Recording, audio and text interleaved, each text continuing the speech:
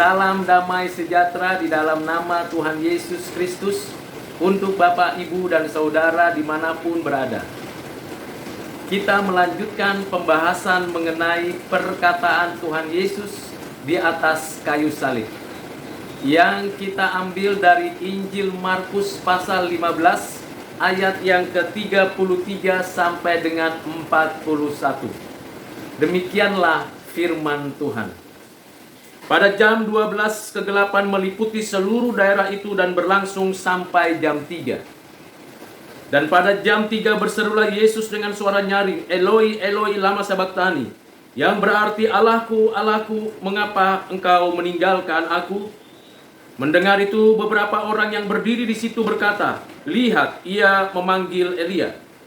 Maka datanglah seorang dengan bunga karang, mencelupkannya ke dalam anggur asam, lalu mencucukkannya pada sebatang bulu, dan memberi Yesus minum, serta berkata, baiklah kita tunggu dan melihat apakah Elia datang untuk menurunkan dia. Lalu berserulah Yesus dengan suara nyaring dan menyerahkan nyawanya. Ketika itu tabir bait suci terbelah dua dari atas sampai ke bawah. Waktu kepala pasukan yang berdiri dia berhadapan dengan dia melihat matinya demikian, berkatalah ia, sungguh orang ini adalah anak Allah. Ada juga beberapa perempuan yang melihat dari jauh, di antaranya Maria Magdalena, Maria ibu Yakobus muda dan Yoses, serta Salome. Mereka semuanya telah mengikuti Yesus dan melayaninya waktu ia di Galilea. Dan ada juga di situ banyak perempuan lain yang telah datang ke Yerusalem bersama-sama dengan Yesus. Berbahagialah mereka yang mendengarkan firman Tuhan, menyimpannya dalam hati, dan melakukannya. Amin. Bapak, Ibu, Saudara yang kekasih di dalam Kristus, perkataan Tuhan Yesus yang ditulis oleh penginjil Markus diinspirasikan oleh Roh Kudus, dan kita dapat membacanya dalam bahasa kita. Kita mengerti dan memahami dengan baik maksud dari firman Tuhan ini. Namun izinkan saya untuk mengulasnya agar kita lebih memahami, lebih mendalam seperti yang Tuhan kehendaki di dalam kehidupan kita. Ada satu perkataan Tuhan Yesus yang dituliskan oleh penginjil Markus, yaitu Eloi, Eloi, lama sabachthani. Allahku, Allahku, mengapa engkau meninggalkan aku? Di dalam pernyataan ini sungguh sesuatu yang sangat misterius, sangat rahasia. Tidak mudah orang dapat mengerti, menafsir, dan memahami dengan benar, dengan tepat. Bahkan yang mendengar pada saat itu mengira Yesus sedang memanggil Nabi Elia.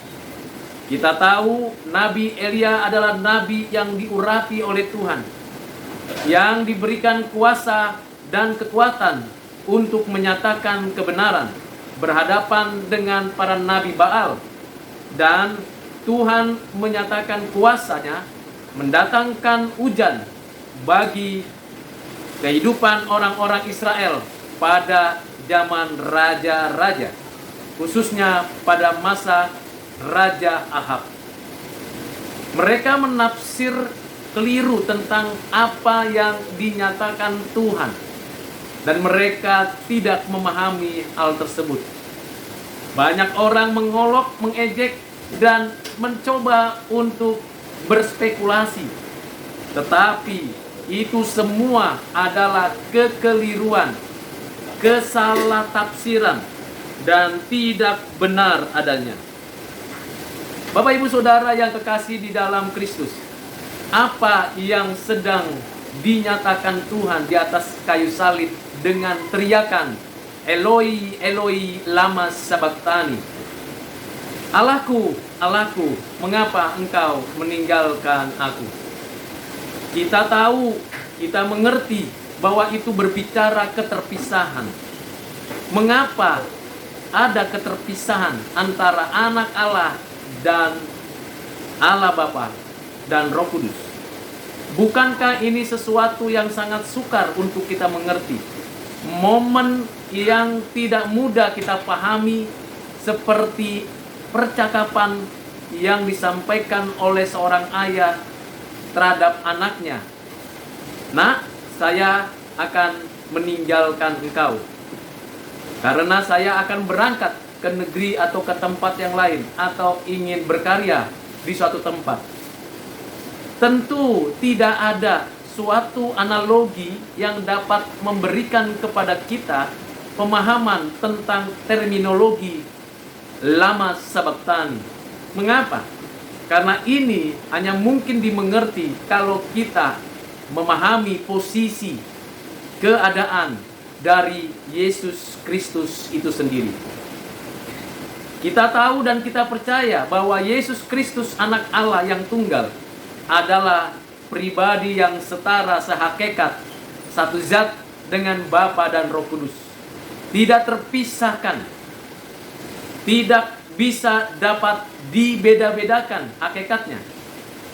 Dalam hal apapun, ia sehakikat, setara, sezat dengan Bapa dan Roh Kudus.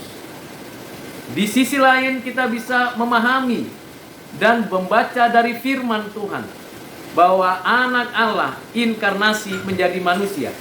Natur kemanusiaan ditambahkan kepadanya, sehingga pada diri pribadi Yesus Kristus ada dua natur yang tidak bercampur, tidak terpisah, dan nyata-nyata ada pada pribadi Yesus Kristus yang hadir di dalam sejarah manusia. Kedua natur itu menyatu tetapi tidak bercampur, menyatakan diri dan menyatakan keberadaan dari kedua natur tersebut. Berikutnya, kita bisa memahami bagian ini dari perspektif Yesus Kristus itu sendiri. "Allahku, Allahku, mengapa engkau meninggalkan aku?" Jadi ini berkaitan dengan relasi pribadi pada diri Yesus Kristus, pribadi yang bernatur dua ini, dengan Bapanya dan Roh Kudus. Ketiganya yang esa itu satu kesatuan yang tidak terpisahkan, yang menciptakan langit, bumi, dan segala isinya, yang menopang, memelihara, menjaga, berdaulat atas segala ciptaannya, dan yang menyatakan karya penebusan atas umatnya dan alam semesta ini. Namun ada momen yang sangat historis, supranatural, dan tidak kita mengerti kalau kita melihat dari perspektif kebudayaan manusia, filosofi, maupun pemikiran yang ada sepanjang sejarah. Mengapa demikian? Karena memang ini hanya pada pribadi Yesus Kristus. Setelah kita memahami keadaan dan pribadi natur Yesus Kristus tersebut dan bagaimana relasinya dengan Bapa dan Roh Kudus, kita perlu mengerti dan memahami bagian lain yang menjadi alasan mengapa Bapa dan Roh Kudus berpisah, meninggalkan Yesus Kristus, yaitu ia menanggung segala dosa kita, dosa saudara dan saya. Ia berhadapan dengan Allah yang Maha Suci, Maha Kudus, Maha Adil, Maha Mulia. Ia mewakili kita. Ia menggantikan kita di hadapan Allah, bahkan dengan rela menerima cawan murka Allah dari sejak di Getsemani sampai pada momen ia berteriak, "Eloi, Eloi, lama sabachthani." "Eli, Eli, lama sabachthani." "Allahku, Allahku, mengapa meninggalkan aku?" Pengertiannya sama, pemahamannya jelas. Ia menanggung segala dosa kita.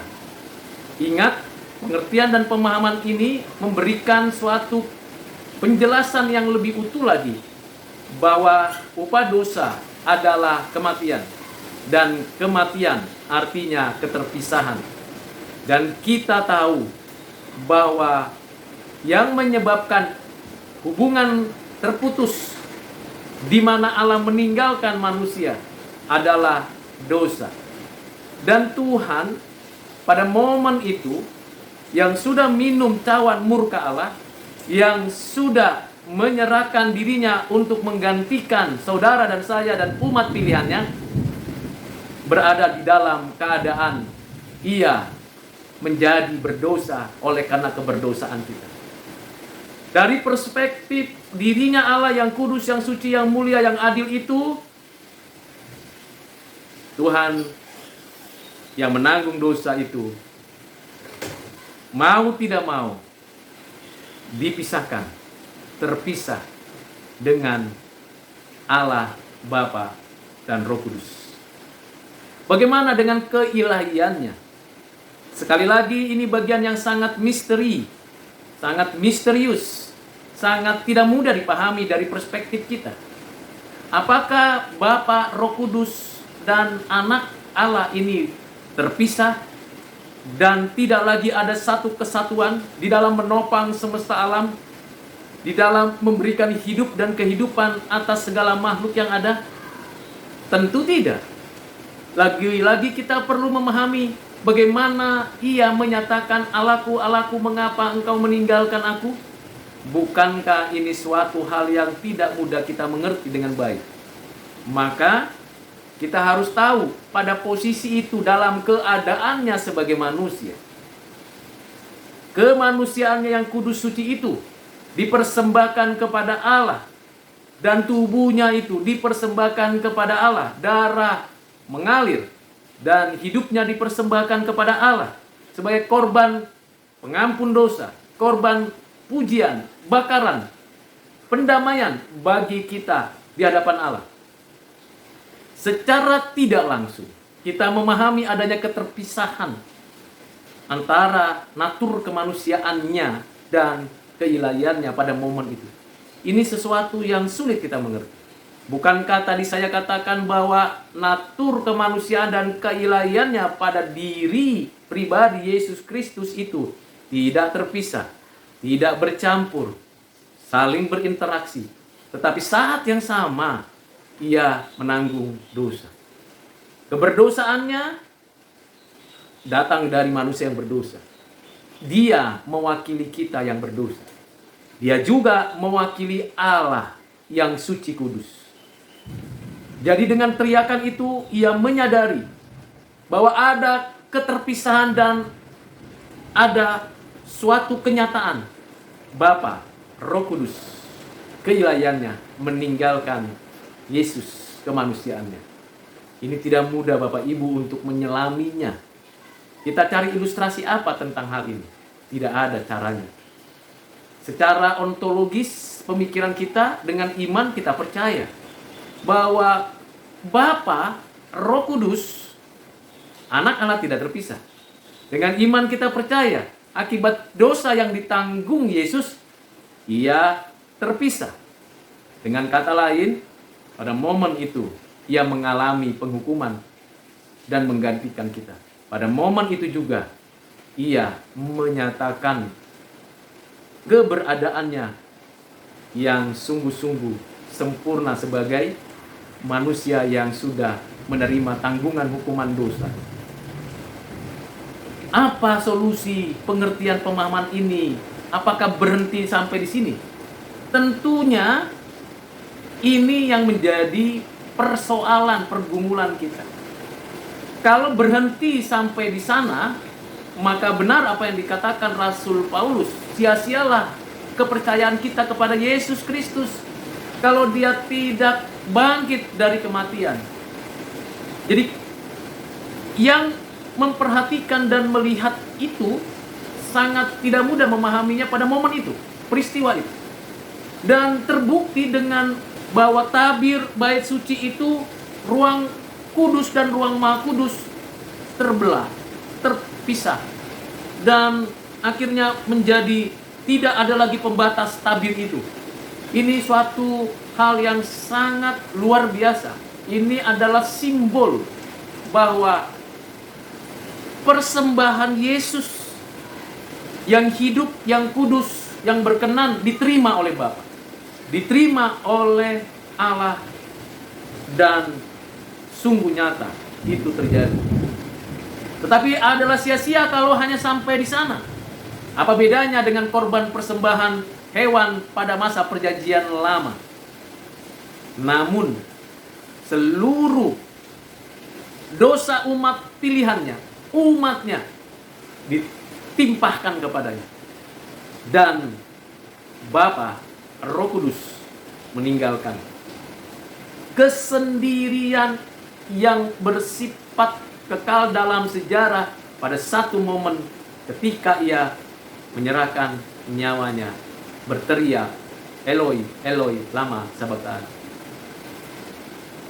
Puji Tuhan, ia bangkit dan ia menyatakan kemenangan atas maut, menyatakan kemenangan atas iblis, menyatakan bahwa apa yang sudah dikerjakannya, yaitu menyerahkan dirinya dalam keadaannya sebagai manusia, mati bagi tebusan umat pilihannya, itu sudah selesai. Berarti apa yang dikerjakannya benar-benar sempurna dan satu kali cukup untuk menghapus, mendamaikan, mengampuni semua dosa yang dilakukan umatnya dari sejak Adam sampai akhir zaman. Dan momen itu harus dilewatinya, yaitu ia ditinggalkan Bapa dan Roh Kudus menanggung sendirian. Dan pada hari ketiga kemenangan itu dinyatakan. Bapa membangkitkan, Roh Kudus membangkitkan, dan keilahian Yesus sendiri pada pribadinya membangkitkan kemanusiaan Yesus. Inilah jawaban dari Eloi, Eloi, lama sabachthani. Mengapa engkau meninggalkan aku, ya Bapa? Mengapa engkau meninggalkan aku, ya Roh Kudus? Bukankah kita tahu bahwa benih ilahi yang diletakkan Roh Kudus di rahim Maria sebagai dasar penciptaan tubuh pada diri pribadi Yesus dalam kemanusiaannya, Maria mengandung dari Roh Kudus dan dipimpin, dipenuhi oleh Roh Kudus, mengerjakan semua pelayanan Yesus di atas bumi ini sampai pada puncaknya.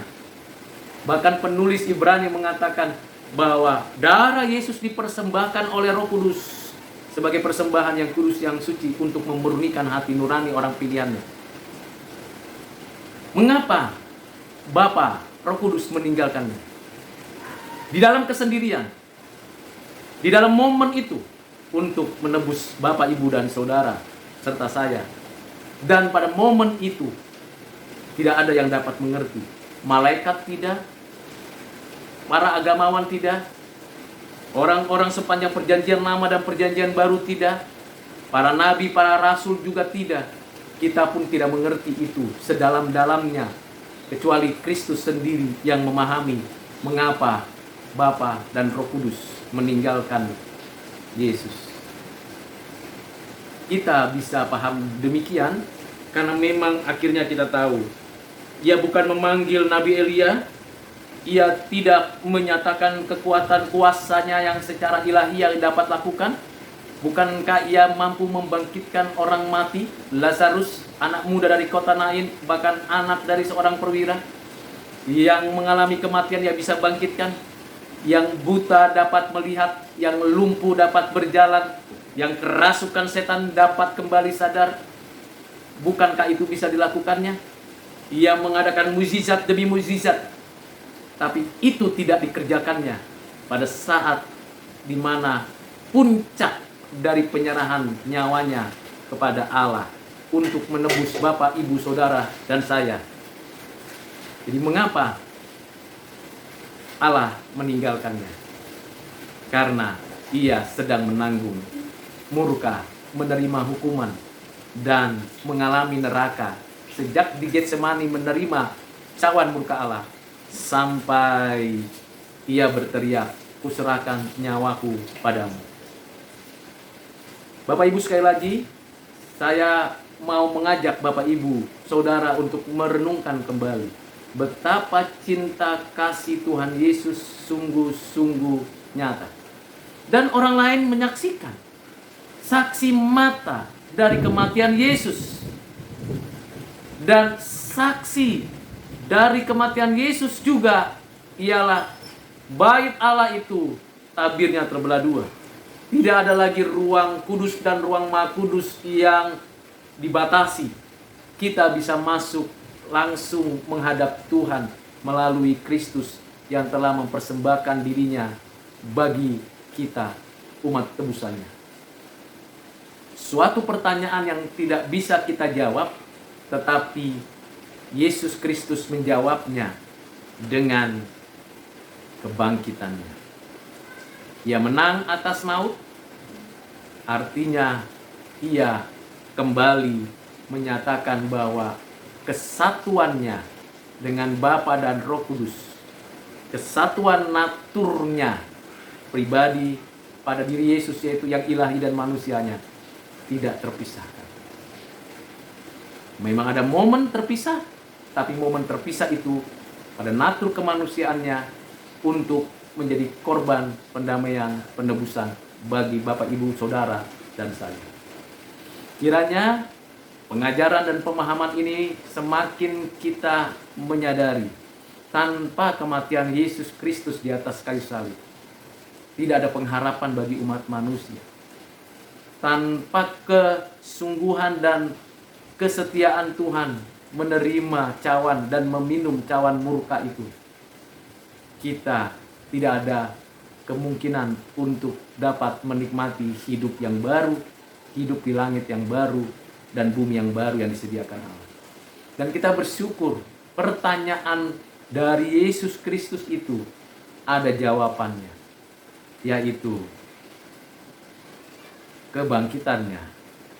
Dan kebangkitannya yang memberikan kepada kita hidup yang baru. Bukan hanya hidup kita, tetapi diawali dari kehidupan Yesus dalam natur kemanusiaannya yang mulia. Natur kemanusiaannya menyatakan bangkit dan menang menghadapi maut, setan dikalahkan, dan dosa diselesaikan. Karena itu Bapak, Ibu, Saudara, mari kita dengan penuh keberanian memberitakan Injil Yesus Kristus kepada banyak orang. Jangan takut kalau kita mengalami kesulitan. Kita berani karena ada kuasa kematian dan kebangkitan Kristus. Kita tidak lagi ditinggalkan oleh Allah Bapa kita, oleh Roh Kudus, dan Kristus menyertai kita. Disinilah kita tahu penyertaan Tuhan, kesetiaan Tuhan atas kita umatnya tidak akan pernah berubah sekarang dan selama-lamanya. Kiranya pembahasan perenungan kita dari Injil Markus ini dapat menolong kita merenungkan kembali makna hari kematian melalui perkataan Tuhan Yesus di atas kayu salib. Tuhan Yesus memberkati kita sekalian. Amin.